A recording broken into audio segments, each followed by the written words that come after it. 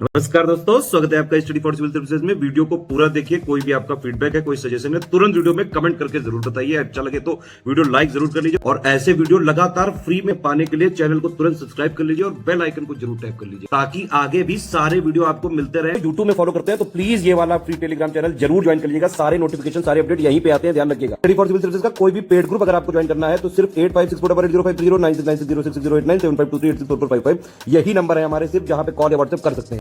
Instagram पे हमारा page जरूर फॉलो कर लीजिएगा, studyforcivil.services है। ट्विटर पे हमको जरूर फॉलो कर लीजिएगा, @studyforcivils है।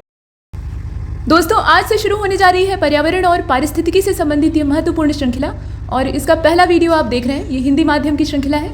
इसके सभी जितने भी वीडियोस आपको आगे मिलेंगे वो महत्वपूर्ण है और परीक्षा उपयोगी है। अगर आप इन्हें ध्यानपूर्वक देखते हैं और इससे अपना अध्ययन संपन्न करते हैं तो निश्चित रूप से आप परीक्षा में अच्छा प्रदर्शन कर पाएंगे, विशेष रूप से इन्वायरमेंट वाले सेगमेंट में।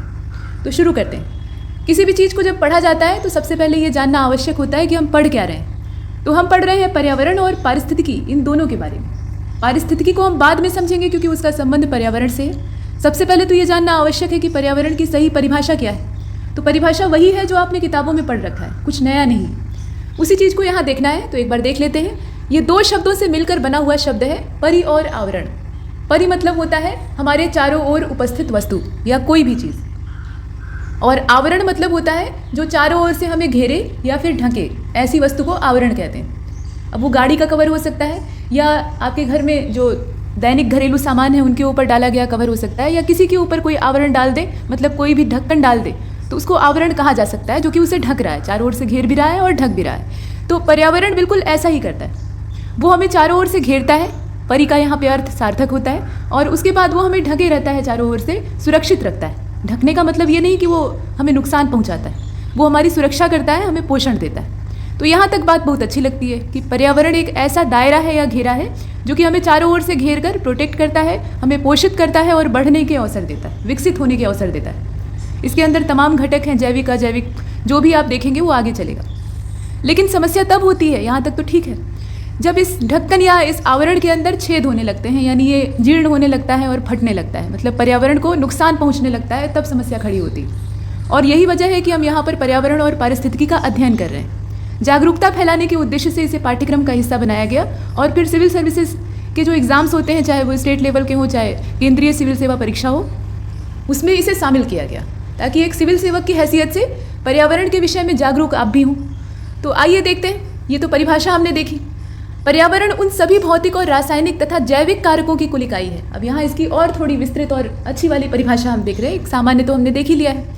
तो यहाँ ये बताया गया कि वह उन सभी भौतिक, रासायनिक और जैविक कारकों की कुल इकाई है जो किसी जीवधारी अथवा पारितंत्रीय आबादी को प्रभावित करते हैं। पारितंत्रीय आबादी मतलब एक बड़े से समूह से तात्पर्य, और उनके रूप, जीवन और जीविता को तय करते हैं। उनका स्वरूप कैसा होगा, वो कैसे दिखेंगे, बड़े होंगे कि छोटे होंगे, किस आकार प्रकार के होंगे, दो पाया होंगे कि चौपाया होंगे, या ज़मीन पर रेंग कर चलने वाले या आधा पानी में आधा ज़मीन पर रहने वाले, किस प्रकार के जीव होंगे, इसको तय करना ये पर्यावरण का काम है। जिसे कि हम मोटे अर्थों में प्रकृति के तौर पे ले लेते हैं कि प्रकृति ही सबको पोषित करती है, प्रकृति ही सबको बनाती है। अब यहाँ पर जीवन और जीविता को तय करने का काम भी पर्यावरण ही करता है। तो इसके जो वर्गीकरण है उसे देखना आवश्यक है, तभी हम इसे बेहतर समझ पाएंगे। तो यहाँ सिर्फ वर्गीकरण के नाम दिए हुए हैं, इनका जो विस्तार पूर्वक वर्णन है वो आपको आगे के जो इसके हिस्से हैं उसमें मिलेगा। तो पर्यावरण को 3 भागों में बांटा गया है। पहला तो भौतिक पर्यावरण है, दूसरा है सांस्कृतिक पर्यावरण और तीसरा है जैविक पर्यावरण। अब यहाँ एक और फैक्ट साथ में ऐड कर दिया गया। संयुक्त राष्ट्र के द्वारा घोषित पर्यावरण दिवस जो है, अंतर्राष्ट्रीय पर्यावरण दिवस, वह पर्यावरण के प्रति वैश्विक स्तर पर राजनैतिक और सामाजिक जागृति लाने के उद्देश्य से बनाया गया है। पर्यावरण दिवस या कोई भी अंतर्राष्ट्रीय दिवस मनाने के पीछे क्या पर्पज़ होता है? उस दिन सभी लोग पार्टी करते हैं, ऐसा नहीं है। वो एक खास दिवस होता है जो कि किसी विशेष चीज़ के प्रति जागरूकता फैलाने के उद्देश्य से बनाया गया होता है। जैसे विश्व एड्स दिवस, तो एड्स एक महामारी का रूप ले चुका है, मतलब संक्रामक बीमारी है और इसका कोई इलाज भी नहीं है, तो इसके लिए जागरूकता फैलाने के उद्देश्य से उसे मनाया जाता है। ठीक वैसे ही पर्यावरण दिन ब दिन खराब होता जा रहा है, नष्ट होता जा रहा है, हमारे चारों ओर का आवरण कमज़ोर होकर फटता जा रहा है। तो इसके प्रति जागरूकता, और इसे समझने में हमने बहुत देर कर दी है।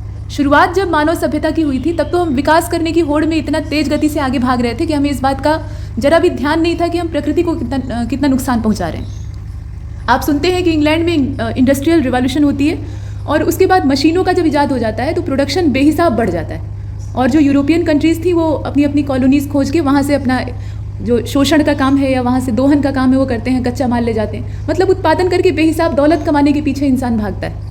बहुत बाद में पता लगता है कि ये जो बेहिसाब दोहन किया गया है या प्रकृति से जितना हमने चूस लिया है उसकी भरपाई करने में अब बहुत समय लग जाएगा और तब तक शायद मानव सभ्यता के नष्ट होने का समय आ जाए। तो अब खतरा सिर पर आ चुका है। जलवायु परिवर्तन जो कि एक प्राकृतिक प्रक्रिया है और सामान्य तरीके से होता है धीरे धीरे, वो अब तेज रफ्तार में हो रहा है और ये चिंता का विषय है।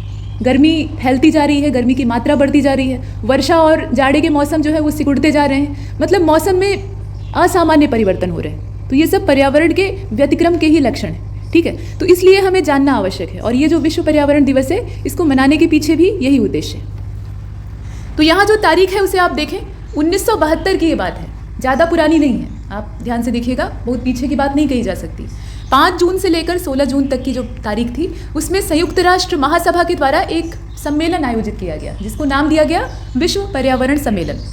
और 5 जून 1973 को यही जो विश्व पर्यावरण दिवस है इसको पहली बार मनाया गया था। तो कभी कभी ऐसे भी, हालांकि अब इतना फैक्ट वाला प्रश्न तो यूपीपीसीएस नहीं पूछता है, लेकिन फिर भी आपको जानकारी होनी चाहिए कि पहला जो पर्यावरण दिवस है वो कब मनाया गया।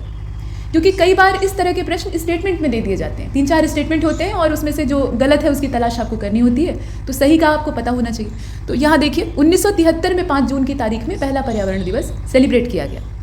अब इसके बाद कुछ और जानकारियाँ, तो यहाँ आप देखें कि पर्यावरण के जैविक जो संघटक होते हैं, ठीक है, यहाँ आप देखें सूक्ष्म जीवाणु से लेकर कीड़े मकोड़े और सभी जीव जंतु, पेड़ पौधे और उनसे जुड़ी हुई जैविक क्रियाएं और प्रतिक्रियाएं, ये सब मिलकर जो है ये पर्यावरण संघटकों का निर्माण करती हैं। अकेले सिर्फ जिंदा जीवों को ही पर्यावरण का जैविक संघटक नहीं कहा जा सकता है, वो तो एक अधूरा स्वरूप हो जाएगा। उनकी जो क्रियाएं हैं, उनके आपस में जो ताल्लुकात हैं, संबंध हैं, उनको भी जब साथ में मिला देंगे तब जाकर ये जैविक संघटक पूरे होंगे। मतलब इसे हम समग्र दृष्टि से देख सकते हैं। और पर्यावरण के जो अजैविक संघटक हैं उसमें निर्जीव तत्व आते हैं, मतलब जिनके अंदर जीवन नहीं है, जो जीवित नहीं है लेकिन पर्यावरण में या जो जीवित जीवधारी हैं उनके जीवन में महत्वपूर्ण स्थान रखते हैं। मतलब अगर ये न रहे तो जीवन संभव भी नहीं हो पाएगा। तो जीवन की संभावनाओं का निर्माण ये करते हैं और उनसे जुड़ी हुई जो प्रक्रियाएं हैं वो भी इसमें शामिल होती है। मतलब पर्वत हो गए, चट्टानें हो गई, हालांकि चट्टानें पर्वत से ही जुड़ी हुई हैं, नदी, हवा और जलवायु के जितने भी घटक हैं वो सब अजैविक संघटकों के अंतर्गत या अजैविक घटकों के अंतर्गत आते हैं। अब यहाँ पर्यावरण संरक्षण अधिनियम की बात की जा रही है। देखिए ये फुटकर डाटा है, इसमें कुछ भी सीक्वेंस में आपको नहीं मिल रहा है, ये जानकारियाँ हैं जो कि आपको लेनी।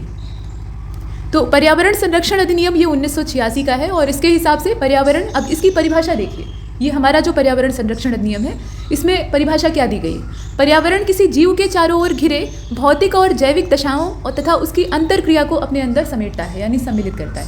मतलब जीव के चारों ओर जो भौतिक और जैविक दशाएं घट रही हैं या मौजूद हैं और उनकी आपस में जीव के साथ और आपस में भी भौतिक और जैविक की परस्पर भी और जीव के साथ भी जो अंतर क्रियाएं चल रही हैं, सबको अगर मिलाकर देखा जाए तो ये टोटल चीज़ जो है ये पर्यावरण, मतलब पर्यावरण और थोड़ा सा यहाँ पर गहराई से देखा जाता है। इसके बाद जो अगली परिभाषा हमें देखनी है, ये तो हमने पर्यावरण को देखा और उससे संबंधित कुछ महत्वपूर्ण तथ्यों को देखा। अब पारिस्थितिकी को देख लेते हैं। तो पारिस्थितिकी में सबसे पहले परिभाषा, जीवों के पारस्परिक तथा वातावरण के साथ उनके संबंधों का जो वैज्ञानिक अध्ययन होता है उस विज्ञान की विधा को पारिस्थितिकी कहा जाता है। ये कुछ और नहीं है, ये भी एक साइंस है और इसका संबंध पर्यावरण यानी एनवायरनमेंट से है। इसमें हम जीवों का पारस्परिक और उनका जो अजैविक घटकों के साथ संबंध है, वातावरण का मतलब यहाँ पे अजैविक घटकों से है, तो ये जो आपस में इनकी क्रियाएं चलती रहती हैं, इन सब की जब हम स्टडी करते हैं, इस पर रिसर्च वगैरह करते हैं या जो कुछ भी इसके बारे में हम जानने की कोशिश करते हैं, तो वो सब पारिस्थितिकी के अंतर्गत आता है। तो पारिस्थितिकी एक विज्ञान है। अब इस शब्द का इस्तेमाल सबसे पहली बार किसने किया था, तो ये जर्मनी के जीव वैज्ञानिक थे और ये 1869 की बात है, काफ़ी पीछे की बात है। अर्नेस्ट हैकेल इनका नाम था, यहाँ पे हीकेल लिखा हुआ है तो वो प्रोनाउंसिएशन का अंतर है। और ग्रीक लैंग्वेज में 2 शब्द दिखाई देते हैं, एक तो ओकोस होता है, इसे ओइकोस भी लोग उच्चारित करते हैं, और दूसरा है लोगोस। दोनों को अगर मिला दिया जाए तो बनेगा आपका पारिस्थितिकी शब्द यानी इकोलॉजी, ठीक है, जिसे आप अंग्रेजी में इकोलॉजी कहते हैं। क्योंकि ये अर्नेस्ट हैकेल ये भारत के तो थे नहीं कि हिंदी में बोलेंगे पारिस्थितिकी, तो इन्होंने इकोलॉजी वर्ड का यूज किया था। और उसे कैसे बनाया गया था वो यहाँ पर बताया जा रहा है कि वो अंग्रेजी का नहीं, मूल रूप से ग्रीक भाषा का अक्षर था या शब्द था। तो लोगोस का मतलब होता है घर, माफ कीजिएगा, लोगोस का मतलब होता है स्टडी या अध्ययन, और जो ओकोस है उसका मतलब होता है घर। तो घर का अध्ययन, हम अपने घर के बारे में पढ़ते हैं, और घर कौन है, प्रकृति यानी पर्यावरण।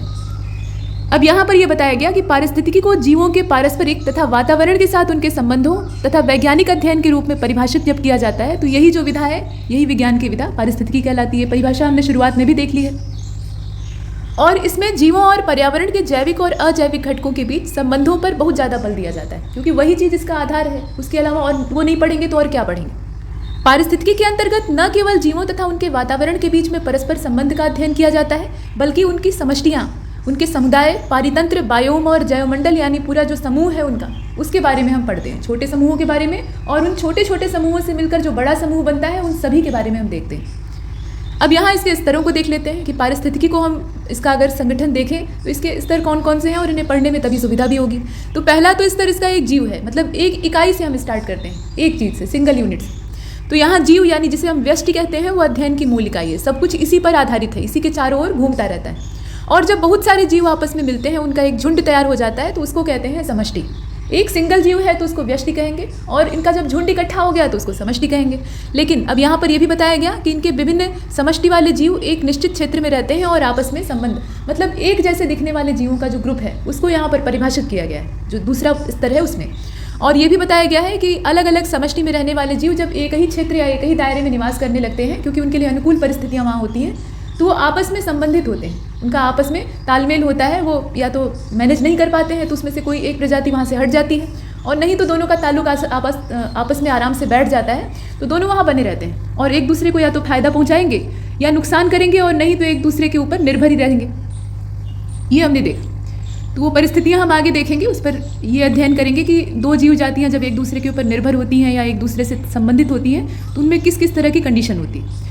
इसके बाद अब जब समष्टि को हमने देख लिया तो समुदाय को देख लेते हैं। इसे साफ कर लेते हैं पहले। देखिए, समुदाय क्या होता है? जीवों का समूह जिसमें कि विभिन्न प्रजातियों के जीवों की संख्या जो कि एक क्षेत्र में निवास करती है। जीवों का ऐसा समूह जो एक जैसे दिखते हैं, एक जैसे हैं, तो उसको तो कहेंगे समष्टि। वो बहुत बड़ा नहीं होता है, लेकिन समुदाय उससे बड़ी चीज़ है जिसमें कि बहुत सारी समष्टियाँ आती हैं। पता लगा कि ये शेरों का झुंड है, ये हिरणों का झुंड है, इसी प्रकार से और कोई जीव प्रजाति का झुंड है, ये सब एक स्थान पर रह रहे हैं। तो ये पूरा जो झुंड है इसको समुदाय कहा जा सकता है, मतलब जीव समुदाय कहा जा सकता है, और ये आपस में संबंधित होते हैं। इसी प्रकार से हमारा पूरा जो पारितंत्र है वो निर्मित होता है। तो पारितंत्र बना कैसे, अब यहाँ इसके बारे में भी देख लीजिए। ये अंतिम स्तर है पूरी पारिस्थितिकी का। जीवों के एक समुदायों, यहाँ देखिए, और उनके पर्यावरण मतलब भौतिक पर्यावरण के साथ संबंध का जो आपस में तालमेल है उसको एक पारिस्थितिकी इकाई के तौर पर देखा जाता है, और उसी को हम कहते हैं पारितंत्र। यानी पारितंत्र कई सारे समुदायों का समूह होता है या संगठन होता है। तो ये तो एक बेसिक परिभाषा हो गई अलग अलग स्तरों की। अब यहाँ पर एक और हेडिंग है, इसे देख लेते हैं। तो प्राकृतिक पर्यावास और जीव, ये प्रश्न कई बार पूछा जा चुका है कि जीवों के विलुप्त होने का मतलब, जो भी जीव विलुप्त हो चुके हैं या विलुप्त होने के कगार पे हैं, उनके नष्ट होने के पीछे सबसे बड़ा कारण क्या है। कारण तो बहुत सारे हैं। पर्यावरण को हम ही ने क्षति पहुँचाई है, तो प्रकृति जो है वो डिस्टर्ब हो गई है, जलवायु परिवर्तन तेजी से हो रहा है और पेड़ जो है वो कटते जा रहे हैं। तो ये सब तो कारण हैं, लेकिन मुख्य कारण क्या है जीव जाति के नष्ट होने का? आवास का नष्ट होना। उनका जब हैबिटेट खत्म होता है ना तो वो उजड़ जाते हैं, बेचारे मारे मारे फिरने लगते हैं और तमाम दुर्घटनाओं के शिकार हो जाते हैं, और अंत में उनकी जो प्रजातियां हैं वो गायब होने लगती हैं। तो वो चीज़ जो है वो सबसे बड़ी समस्या है। अब यहाँ इसीलिए बात कर रहे हैं हैबिटेट की। तो पर्यावास यानी हैबिटेट मतलब निवास स्थान, यह भौतिक पर्यावरण है। हैबिटेट जिंदा चीज़ नहीं होती है। आपका जो मकान है जिसमें आप रहते हैं, या आपका जो गाँव या कस्बा है जिस क्षेत्र में आप रहते हैं, वो कोई जिंदा चीज़ तो है नहीं, लेकिन वहाँ आप रहते हैं। अगर वो आपसे छीन लिया जाए तो आप बेठिकाना हो जाएंगे। ठीक वैसे ही जीवों के साथ भी, मतलब अन्य जीवों के साथ भी ऐसा ही होता है। तो ये एक भौतिक पर्यावरण होता है असल में, जहाँ पर कोई जीव निवास करता है। प्रत्येक जीव को अपनी उत्तरजीविता के लिए विशिष्ट वस्तुओं की आवश्यकता होती है, और हर जीव की, और ये आवश्यकता जहाँ से पूरी होती है, जीव उसी स्थान पर रहता है जहाँ उसे उसकी ज़रूरत का सामान मिलेगा, जहाँ पानी मिलेगा, जहाँ भोजन मिलेगा उसकी आवश्यकता के अनुरूप, वहीं पर वो निवास करने लगेगा। और जहाँ पर्यावरण के द्वारा इन आवश्यकताओं की पूर्ति होती है वहाँ जीव अपना डेरा जमा लेते हैं, तो वो बन जाता है उनका हैबिटेट। अब यहाँ पर दिया हुआ है कि हाथी की पर्यावरण संबंधी आवश्यकता एक जंगल है, घने जंगल, जहाँ पे उन्हें ढेर सारे वृक्ष उपलब्ध हो सकें और नहाने और पीने के लिए पर्याप्त मात्रा में पानी हो। पानी की उपलब्धता भी आवश्यक है। हम किसी समुद्र में पाए जाने वाले हाथी की आशा नहीं कर सकते। हम ये नहीं उम्मीद कर सकते कि समुद्र चारों ओर फैला है और उसमें हाथी जो है वो बीच में तैर रहे हैं, ये संभव नहीं। तो पर्यावास उन विभिन्न जीव जातियों को या प्रजातियों को सहारा देता है जिनकी आवश्यकताएं समान होती हैं। मतलब ऐसा नहीं है कि ये जो हैबिटेट है ये किसी एक जीव के लिए स्पेशल बना होता है। हम तो अपने मकान जो बनवाते हैं वो अपने अपने लिए बनवा लेते हैं कि ये तुम्हारे नाम की ज़मीन है, ये मेरे नाम की ज़मीन है, वहाँ तुम रहोगे, यहाँ हम रहेंगे, नहीं तो झगड़ा हो जाएगा। लेकिन जीवों के साथ ऐसा नहीं होता है। प्रकृति के द्वारा जो उनको हैबिटेट उपलब्ध कराया गया है उसमें एक साथ बहुत सारे जीव सर्वाइव कर लेते हैं। बाकी जो जीव हैं मनुष्य के अतिरिक्त, उनकी बात करें। और इसी तरह से यहाँ पे वेल की बात की जा रही है, ये तुलना की गई है। हाथी और वेल की आपस में तुलना करने का उद्देश्य क्या है? ये बताना कि जहाँ उनका पर्यावास है, जहाँ उनके लिए अनुकूल दशाएं हैं, वहीं पर वो रहेंगे। तो कुल मिलाकर पर्यावास विभिन्न प्रजातियों को सहारा देता है। अब यहाँ ये बताया गया है, इसे आप देखिए। उदाहरण के लिए एकल समुद्री पर्यावास वेल दरियाई घोड़ा, सील, पादप, प्लवक और कई प्रकार के जीवों को सहारा देता है। सिर्फ अकेले वेल को नहीं, उसके अलावा और भी जो जलीय प्रजातियां हैं या जल पर आश्रित जीव हैं, उन्हें वो अपने अंदर समेटे हुए। अतः विभिन्न प्रजातियां एक ही पर्यावास में रहती, तो पर्यावास और ज़्यादा महत्वपूर्ण हो जाता है और उनका एक ही पता होता है। जैसे आपका अपना एड्रेस है ना, कि कौन सी स्ट्रीट में आप कौन से बिल्डिंग नंबर, कौन से मकान नंबर के अंदर रहते हैं, तो वो चीज़ जीवों के साथ भी होती है। यहाँ पर उनका अपना एक सेम एड्रेस हो जाता है। और जंगल, समुद्र, नदी आदि उनके पर्यावास। तो ये तो हमने हैबिटेट यानी पर्यावास को देखा और ये जाना कि एक साथ बहुत सारी प्रजातियाँ एक ही पर्यावास में रह सकती। पर्यावास के लक्षणों को उनके संरचनात्मक घटकों के द्वारा देखा जा सकता है या प्रस्तुत किया जा सकता है। तो घटक कौन कौन से हैं? अब इसमें आप देखें कि स्थान, सबसे मुख्य चीज़ तो स्थान है, जिस स्थान पर पर्यावास मौजूद है। भोजन की उपलब्धता, पानी की उपलब्धता और आश्रय कितना अच्छा है। आश्रय अच्छा होने का मतलब यह है कि उन्हें प्रजनन की सुविधा मिले, आराम से वो प्रजनन करके अपनी जनसंख्या वृद्धि कर सकें और आराम से वहाँ पे रह खा सकें, खेल सकें, मतलब अपनी दैनिक क्रियाएं कर सकें। और बाहरी गतिविधियाँ या जो बाहरी जंगली जीव हैं, जो उनके शत्रु हैं, उसमें इंसान भी शामिल हो सकता है या बाकी अन्य बड़े जीव या उनसे हिंसक जीव भी शामिल हो सकते हैं, तो उनसे वो बचे भी रहें। पर्यावास सुरक्षा भी देता है, जिससे घर हमारी सुरक्षा करता है। तो पृथ्वी पर अगर देखा जाए, पूरा पृथ्वी की जो सतह का वातावरण है, तो उसमें 4 प्रकार के मुख्य पर्यावास। 4 मतलब पहला तो आप जमीन को ही ले लीजिए, स्थलीय पर्यावास। उसके अलावा अलवणीय जल यानी फ्रेश वाटर में जो जलीय जीव पाए जाते हैं, उनका अलग पर्यावास है। ज्वार नदमुख यानी एस्चुरी जो होती है, वहाँ पे अब देखिए डेल्टा और एस्चुरी दोनों चीज़ें जो हैं, ये प्रचुर मात्रा में एक जलीय और स्थलीय, मतलब दोनों का मिला जुला स्वरूप ये होता है। दलदली ज़मीनें होती हैं, पानी की यहाँ तरी होती, और इन्हें प्रकृति की किडनी भी कहा जाता है, क्योंकि ये जल शोधन और पानी को रिचार्ज करने का, मतलब भूमिगत जल को रिचार्ज करने का काम भी करती हैं। तो वो तो हम देखेंगे ही आगे, वेटलैंड्स और जो डेल्टा और एस्टुरी है। लेकिन यहाँ पर जो ज्वार नदमुख है, जहाँ नदियाँ समुद्र में मिलती हैं, वहाँ भी बहुत सारी जीव प्रजातियाँ सर्वाइव करती हैं। समुद्र तो है ही है, ये आप देख रहे हैं। अब यहाँ पर आप देखिए कि मानव की आंत फीता कृमि का पर्यावास। फीता कृमि को सबसे सुरक्षित जगह जो मनुष्य की आंत है वही दिखाई देती है, जब तक कि हम कीड़ा मार दवा का सेवन न कर लें, मतलब एबेंडाजोल न खाएं। तो सड़ रही वस्तुएं जो है वो कवक का पर्यावास है, मतलब सड़ी चीज़ों पर कवक का डेरा। तो इस तरीके से हर जीव का अपनी आवश्यकता के अनुरूप पर्यावास होता है, वो कहीं भी हो सकता है। अब निकेत को देख लेते हैं। निकेत और जीवों का आपस में क्या संबंध है? तो यहाँ आप देख रहे हैं कि पर्यावास में किसी प्रजाति के कार्यात्मक लक्षण निकेत कहलाते हैं, और किसी प्रजाति का पर्यावास इसके पते की तरह, मतलब जहाँ वो रहता है उसकी सूचना देता है। जबकि निकेत या नीचे जो होता है, मतलब इसे आप अंग्रेजी में बोलिए, तो इसके व्यवसाय के रूप में इसे समझा जा सकता है। मतलब जैसे हम मनुष्य अपना जीवन यापन करते हैं, तो एक हमारा रेजिडेंशियल एड्रेस होता है, मतलब घर का पता होता है, और एक कार्यालयी पता आता होता है जहाँ पर हम अपना काम कर रहे होते हैं। तो वैसे ही ये उन्हें व्यवसाय के रूप में परिचित कराता है या व्यवसाय के रूप में उनकी सूचना देता है, इंट्रोडक्शन देता है। निकेत का तात्पर्य किसी प्रजाति के समस्त क्रियाकलापों और उनके संबंधों के योग से। इसका दायरा थोड़ा सा बड़ा होता है, यहाँ आप देख सकते हैं, जिसके द्वारा यह प्रजाति अपनी उत्तरजीविता और जनन के लिए अपने पर्यावास के संसाधनों का उपयोग करती है। देखिए, प्रजनन और जो उत्तरजीविता का काम है वो होता तो है पर्यावास में ही, लेकिन उसके लिए जो पर्यावास के संसाधनों का इस्तेमाल है वो सबको अगर इसमें एक में कंबाइंड कर दिया जाए तो इस चीज़ को कहा जाएगा निकेत। और किसी प्रजाति का निकेत अद्वितीय होता है, यानी उसके जैसा कोई दूसरा निकेत नहीं होता है, ये कहने का मतलब। जबकि पर्यावास में अनेक प्रजातियाँ होती हैं। अब इसका क्या मतलब हुआ कि निकेत में सिर्फ एक प्रजाति ही सर्वाइव करती है या रहती है, मतलब एक विशिष्ट निकेत होता है हर प्रजाति के लिए, जबकि जो पर्यावास यानी आवास है उसमें कई सारी प्रजातियां एक साथ अपना जीवन यापन करती हैं। किसी भी पर्यावास में 2 प्रजातियों का निकेत समान नहीं हो सकता, ठीक है, ये एक फैक्ट है जो कि परीक्षा उपयोगी है, ये आपको पता होना चाहिए।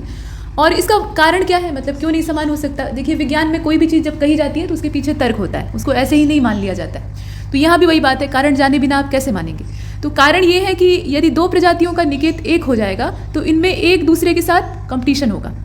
ऐसा होता है, कुछ समय के लिए होता है कि निकेत जो है वो एक बन जाता है, लेकिन वो ज़्यादा देर तक टिकता नहीं है, क्योंकि प्रतिस्पर्धा होगी और जब कंपटीशन होगा तो दोनों में से कोई एक उसमें से 20 साबित होगा और कोई एक 19 हो जाएगा, यानी नीचे चला जाएगा। तो जो नीचे जाएगा वो जगह छोड़ देगा। वही चीज़ है, मतलब ये स्पर्धा तब तक चलती रहती है जब तक कि एक प्रजाति वहाँ से अपना डेरा डंडा उठा नहीं लेती, यानी विस्थापित नहीं हो जाती, और विस्थापित होकर वो कहीं और बस जाएगी और जहाँ जाकर बसेगी वहाँ की प्रजाति के साथ उसका संघर्ष होगा। तो ये चलता रहता है। अब जैसे आप देखिए कि कीटों की विभिन्न प्रजातियों की एक बहुत बड़ी संख्या एक पौधे पर पेस्ट के रूप में रहती है, यानी पीड़क के रूप में रहती है। पीड़क का मतलब पीड़ा पहुंचाने वाला, तो वो पौधे को पीड़ा पहुंचाते हैं खा खा के, पत्तियां खाकर, क्योंकि वह एक ही पौधे के विभिन्न भागों से अपना भोजन प्राप्त करते हैं। अब इसका मतलब क्या है कि जो कीट होते हैं वो अलग अलग हिस्से से, हर कीट की आवश्यकता भिन्न भिन्न होती, क्योंकि कीटों की प्रजातियां अलग हैं तो उनका भोजन भी अलग होता है। वो वनस्पति उत्पाद का सेवन भले ही करते हैं, लेकिन उसमें से कुछ कीट जो हैं वो कुछ अलग वनस्पति उत्पाद मतलब पौधे के किसी एक विशिष्ट भाग का सेवन करते हैं, और कोई जो दूसरा कीट है वो कुछ दूसरे चीज़ों का सेवन करता है। जैसे आप देखें कि जो गुड़हल का फूल होता है उस पर ये गर्मी का जब मौसम आता है तो एक सफ़ेद सफ़ेद रंग के कीड़े लगते हैं जिनको कि मैलीबग कहा जाता है। ये बड़े ही संक्रामक होते हैं, चींटियाँ इनको पहुँचाने का काम करती हैं गुड़हल पे, या फिर जो बाकी इस समय पेड़ पौधे होते हैं उन पर भी। गुड़हल की जो टहनियाँ होती हैं वो इनका प्रिय भोजन होती है, तो ये पत्तियाँ नहीं खाते हैं टिड्डों की तरह या बाकी कीटों की तरह, ये पत्तियों का सेवन नहीं करते हैं। ये जो पौधे का तना होता है उस पर चिपक जाते हैं और वहाँ से रस चूसते हैं और पौधे को निर्जीव कर देते हैं। तो हर कीट की आवश्यकता भिन्न होती, उसको यहाँ पर बताया गया। तो ये तो कुछ परिभाषाएं हमने देखी। अब यहाँ पे एक चित्र भी बना है जिसमें कि एक पारिस्थितिकी निकेत को दर्शाया गया है। यहाँ देखिए बीच में मनुष्य है, और ये जो चित्र है ये मानव जाति के पारिस्थितिकी निकेत से संबंधित है। यहाँ कुछ जीवों को आप देख सकते हैं जिसमें कि ये बकरी है, ये चींटी और कीड़े यहाँ एक साथ दिए, घास, फल, मुर्गी, गाय, मछली, केकड़ा, और इधर शेर, ये घोंघा है, ये वेल है। तो ये जो मानव जाति है उसका पारिस्थितिकी निकेत है, मतलब किन चीज़ों पर निर्भरता है वो दिखाई जा रही है। इसे वापस छोटा कर लेते हैं और आगे कुछ वन लाइनर फैक्ट हैं उनको देख लेते हैं। तो देखिए वन लाइनर फैक्ट में पहली चीज़ तो ये बुलेट पॉइंट्स में दिया हुआ है, इनका आपस में कनेक्शन हो भी या नहीं भी हो ये संभव नहीं है, आप सिर्फ जो इंपॉर्टेंट चीज़ें हैं उन्हें देखिए। तो पारिस्थितिकी में जीवों, व्यष्टि और समुदाय तथा पारितंत्र, बायोम और जैवमंडल का अध्ययन सब कुछ आता है। पारिस्थितिकी जब हम पढ़ते हैं तो उसमें हम जीवों के बारे में तो देखते ही हैं, उनकी समष्टि को देखते हैं, समष्टि से बनने वाले समुदाय को देखते हैं, समुदाय से बनने वाले पारितंत्र और विभिन्न पारितंत्रों से बनने वाले बायोमों को देखते हैं, और तब हम देखते हैं पूरे जैवमंडल को। और ये जो समग्र अध्ययन है इसी को कहते हैं पारिस्थितिकी। ये है पूरा मामला। और पारिस्थितिकी संगठन के विभिन्न स्तरों की रचना करने वाले ये घटक हैं, तो इनको पढ़े बिना हम पारिस्थितिकी का अध्ययन संपूर्ण नहीं मान सकते। अब प्रजाति क्या है? तो प्रजाति समष्टियों का एक ऐसा समूह है जिसके सदस्य जननक्षम संतति उत्पन्न करने के लिए एक दूसरे के साथ प्रजनन करने में सक्षम होते हैं। मतलब प्रजाति का तात्पर्य ये होता है ना कि उसमें जो नर और मादा जीव हैं वो अगर आपस में मेट करते हैं तो वो प्रजनन करने में सक्षम हो पाए, मतलब अपनी जैसी ही संतति उत्पन्न करके अपनी आबादी को बढ़ा सकें, रिप्रोडक्शन का काम आसानी से होता रहे, जो कि प्राकृतिक प्रक्रिया है। तो ये चीज़ जो है ये समान प्रजाति के जीवों में ही पाई जाती है। विपरीत प्रजाति के जीवों में रिप्रोडक्शन का जो काम है वो आमतौर पर नहीं दिखता है। यहाँ आप देखें कि विकास एक ऐसा परिवर्तन है, मतलब एक ऐसी बदलाव की चीज़ है जिसके द्वारा नई प्रजातियाँ उत्पन्न होती हैं। तो विकास तो निश्चित रूप से आगे बढ़ने की प्रक्रिया है। अब इसमें उत्परिवर्तन और पुनर्संयोजन जो है ये इसको भी जान लेते हैं। तो किसी प्रजाति की आनुवांशिक रचना या जो जीन पूल होता है उसकी विविधता और कुल मिलाकर उसमें जो अंतर आ जाते हैं, उत्परिवर्तन में एकदम सडनली चेंज आते हैं, परिवर्तन एक झटके में होता है, और ये परिवर्तन ज़्यादातर विनाशकारी होता है। जैसे आप देखेंगे कि कोरोना वायरस इतनी घातक महामारी के तौर पर फैल गया और वैक्सीन बनाने के बावजूद इसका जो संक्रमण है उसे पूरी तरह से सरकार रोक नहीं पाई। तो इसके पीछे वजह क्या है? ये वायरस लगातार अपने स्वरूप बदल रहा है, नए नए वेरिएंट सामने आ रहे हैं। तो वैक्सीन कहाँ तक कारगर सिद्ध होगी? हालांकि कंट्रोल में है लेकिन अभी भी स्थितियाँ नॉर्मल नहीं है। चीन में आप देखिए फिर से फैल गया था। तो ये सब म्यूटेशन है, उत्परिवर्तन की चीज़ें हैं। मतलब जो कोशिकीय और जेनेटिकल बदलाव होते हैं वो एक असामान्य तरीके से होते हैं, मतलब उसमें सडनली चेंज होते हैं और वो उसके लिए वैक्सीन या दवाएं जो है वो तैयार नहीं होती। तो विषाणु प्रायः ऐसे बर्ताव को दर्शाते हैं, और उत्परिवर्तन की क्रिया किसी भी जीवधारी में हो सकती है। और उत्परिवर्तन की घटना के पीछे भी जलवायु परिवर्तन बहुत ज़्यादा उत्तरदायी, ये एक पीछे का फैक्टर है जो कि इसमें बड़ी भूमिका निभाता है। तो फिलहाल उस पर भी हम चर्चा करेंगे। अभी यहाँ पे डार्विन को पहले देख लेते हैं। तो देखिए प्राकृतिक वर्ण का जो सिद्धांत है यहाँ पर आप देख रहे हैं, इसे डार्विन और वॉलेस ने प्रस्तुत किया था, दो वैज्ञानिक थे। और यह प्रक्रिया किस प्रकार की है? तो इसके द्वारा उन विविधताओं का चयन होता है जिसके कारण उन जीनों का अधिक जनन होता है। मतलब यहाँ पे जीनों की बात हो रही है, जीन्स की। तो उन जीन्स का अधिक जनन होता है जो कि जीव को वातावरण के प्रति, इसे थोड़ा ऊपर कर लेते हैं, वातावरण के प्रति अनुकूल बनाने में सहायक होते हैं।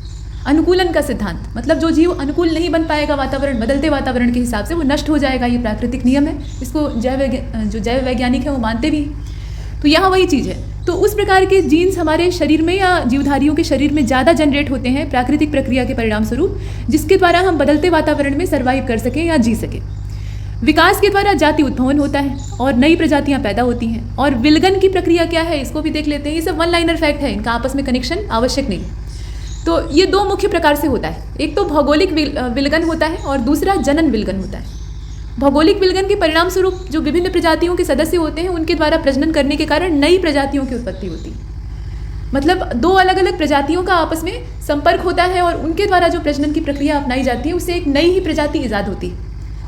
ठीक है, ये कभी कभी मतलब जो कुछ केस होते हैं उसमें देखने के लिए मिलता है। ज़्यादातर विपरीत प्रजातियों में ये संभव नहीं हो पाता है, लेकिन कुछ मामलों में ऐसा होता है। और नई प्रजातियाँ, जैसे कि अब कई सारी प्रजातियां हमेशा के लिए विलुप्त हो चुकी हैं और इन प्रजातियों जिनका कि पहले अस्तित्व था उनका एक भी सदस्य अब उपलब्ध नहीं। दूसरे शब्दों में प्रजातियों का विलोपन हो चुका है। विलोपन होने का मतलब ये है कि वो गायब हो चुकी हैं सदा सर्वदा के लिए, और जीवाश्म के रूप में हम हमारी नई प्रजातियों का प्रतिनिधित्व करती हैं। मतलब उनका जो हम फॉसिल पाते हैं, जीवाश्म पाते हैं, यानी उनके जो अंजर पंजर हमें मिलते हैं दबे हुए, उसको जब हम देखते हैं तो हमें आश्चर्य होता है कि आज के कुछ जीवधारियों के साथ काफ़ी ज़्यादा समानता रखते हैं। ये कैसे संभव है?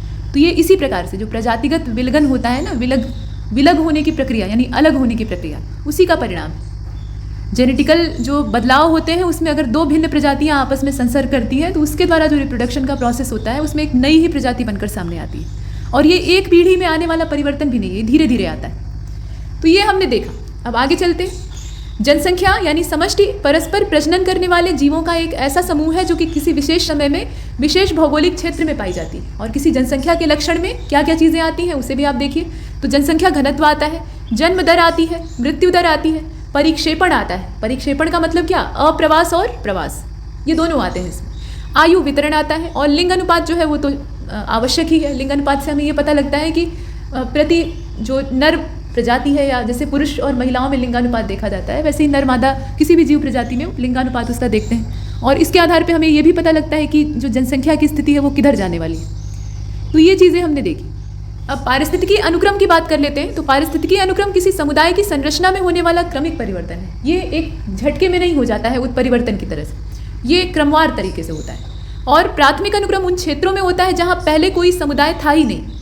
और द्वितीय अनुक्रम वर्तमान में वनस्पति के पश्चात अस्तित्व में आता है। मतलब पहले वनस्पतियाँ आती हैं, फिर उनको खाने वाले जीव, और फिर उनको खाने वाले जीव, इस प्रकार से एक फूड चेन डेवलप होती है। और वहाँ पर जो बसावट की शुरुआत है उसे हम देखते हैं, मतलब जीवों का बसना शुरू हो जाता है।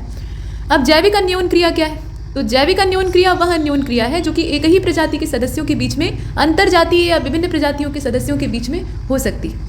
उदाहरण के तौर पे स्पर्धा, शिकार, परजीविता, सहजीविता, सहभागिता, उदासीनता, सहभोजिता, ये सब कुछ इसमें आता है। तो ये वन लाइनर फैक्ट हमने देखे। अभी इकोसिस्टम को एक बार अच्छे से देख लेते हैं। तो प्रकृति में जीवों के विभिन्न समुदाय जब एक साथ रहते हैं और परस्पर एक दूसरे के साथ और अपने भौतिक पर्यावरण के साथ एक पारिस्थितिकी इकाई के रूप में अन्योन्य क्रिया करते हैं, यानी एक दूसरे के ऊपर निर्भर रहने वाली क्रियाएं करते हैं, तो ये जो प्रक्रिया है या ये जो स्थिति है इसी को कहा जाता है पारितंत्र। पारितंत्र या पारिस्थितिकी तंत्र जो शब्द है इसकी रचना 1935 में हुई थी। उससे पहले हमने पारिस्थितिकी को देखा था, जो कि पर्यावरण का या पर्यावरण का जीवों के साथ जो ताल्लुक था उसका अध्ययन करने की विज्ञान की एक विधा थी। अभी जो इकोसिस्टम है यानी पारितंत्र है उसे हम देख रहे हैं। तो इस शब्द का इजाद पहले कहाँ पर हुआ था? पारिस्थितिकी तंत्र भी इसी को कहा जाता है, तो कंफ्यूज मत होइएगा कि पारितंत्र और पारिस्थितिकी तंत्र कोई दो अलग चीज़ है, दोनों एक ही है। तो इसकी रचना 1935 में एजी टांसले के द्वारा की गई थी। इन्हें एजी टांसले भी कहा जाता है। पारितंत्र प्रकृति की क्रियात्मक इकाई है जिसमें इसके जैविक और जो अजैविक संघटक हैं उनके बीच में यहाँ अजैविक होना चाहिए था। जैविक और अजैविक संघटकों के बीच में होने वाली जटिल अन्योन्य क्रियाएं शामिल होती हैं। मतलब जो अजैविक संघटक हैं उनके साथ जीवों का तालमेल, आपस में अंतर संबंध। तालाब एक पूर्ण बंद और स्वतंत्र पारितंत्र का उदाहरण है। ये पूरा बंद पारितंत्र है, इसे खुला पारितंत्र नहीं कह सकते। यह किसी भी पारितंत्र की मूलभूत संरचना और कार्यों का अध्ययन करने का एक सरल साधन है, क्योंकि इसका दायरा सीमित होता है। तालाब कोई समुद्र तो है नहीं कि अथाह है, उसमें आप अध्ययन आराम से नहीं कर सकते हैं, तो सीमित दायरा है। तो इससे हमें जानने में सुविधा होती है कि एक पारितंत्र किस ढंग का हो सकता है और उसकी परिस्थितियाँ कैसे बदलती हैं।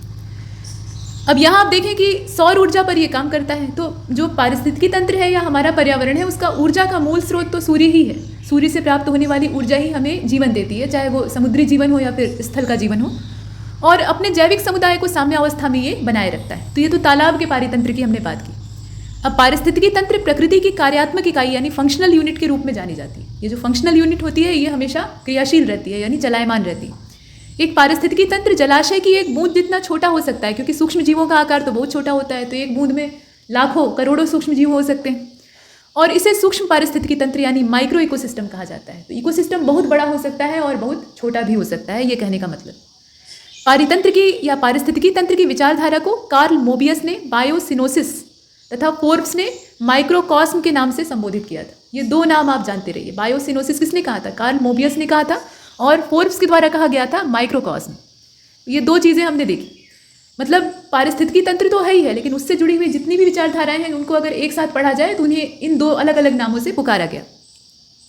अब यहाँ आप देख रहे हैं कि प्रकृति में पारिस्थितिकी तंत्र को दो प्रमुख श्रेणियों में विभाजित किया जा सकता है। एक तो स्थलीय है, दूसरा जलीय है। घास स्थल, वन, मरुस्थल स्थलीय जो पारिस्थितिकी तंत्र है उनके एग्जाम्पल हैं। मतलब घास के मैदान जहाँ बहुत सारे जीव सर्वाइव करते हैं, जंगल तो है ही हैं, जीवों का पूरा अड्डा, और मरुस्थल भी होते हैं। हालांकि वहाँ विषम परिस्थितियाँ होती हैं, लेकिन वहाँ भी सर्वाइव करने वाले, वहाँ भी अपने जीवन को बनाकर रखने वाले बहुत सी जीव प्रजातियाँ होती हैं, वनस्पतियाँ होती हैं, और स्थलीय पारितंत्र के अंतर्गत ये सभी आते हैं। जलीय पारितंत्र में कौन कौन सी चीज़ें हैं? तो जो जल के स्रोत हैं वो सभी आएंगे, जैसे कि झील है, नदियाँ हैं, समुद्र तो होगा ही, ये सभी चीज़ें इसमें शामिल होती हैं। अब ये बताया गया है यहाँ पे कि पानी की मात्रा कितनी है और ज़मीन की मात्रा कितनी है। तो ये तो आप जानते हैं कि 71% भाग जो है वो जलीय पारितंत्र का पूरा दायरा है, मतलब उतना क्षेत्र में पानी फैला हुआ है, और बाकी जो बचा कुचा है वो ज़मीन के दायरे में आता है। समुद्र विश्व का विशालतम पारिस्थितिकी तंत्र है। विशालतम मतलब सबसे बड़ा, उससे बड़ा कुछ नहीं। पृथ्वी पर विद्यमान जलमंडल यानी हाइड्रोस्फीयर का लगभग 97% भाग जो है वो समुद्री पानी होता है। समुद्री जल में सर्वाधिक जो 85% लवण पाया जाता है। समुद्र का पानी खारा मतलब नमकीन होता है, तो लवण की उपस्थिति होती है। तो ये आपका NaCl यानी सोडियम क्लोराइड, जो खाने वाला नमक होता है, वही जो समुद्री नमक का हम सेवन करते हैं। तो यहाँ तक हमने कुछ फुटकर परिभाषाओं को और मूल रूप से पारिस्थितिकी तंत्र, पारिस्थितिकी और पर्यावरण को जाना। अभी आगे जो चर्चा होगी उसमें हम जैवमंडल के बारे में थोड़ा परिचय प्राप्त करेंगे और इसी क्रम में आगे बढ़ते रहेंगे। लेकिन इस लेक्चर में इतना ही, और तब तक के लिए नमस्कार।